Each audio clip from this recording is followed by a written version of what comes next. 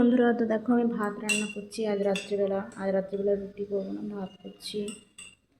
তো ভাতগুলো মনে হয় হয়ে এসেছে, এবার আমি নামিয়ে নেব।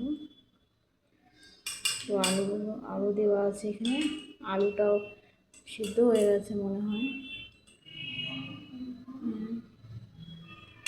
তো আমি নামিয়ে নেব ভাতটা।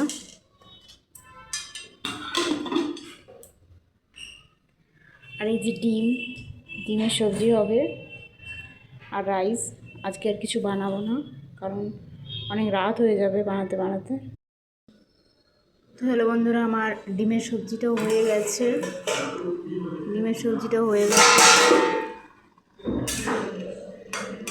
দেখো কি সুন্দর কালারটা হয়েছে। তো এবার আমি এটা নামিয়ে নেব।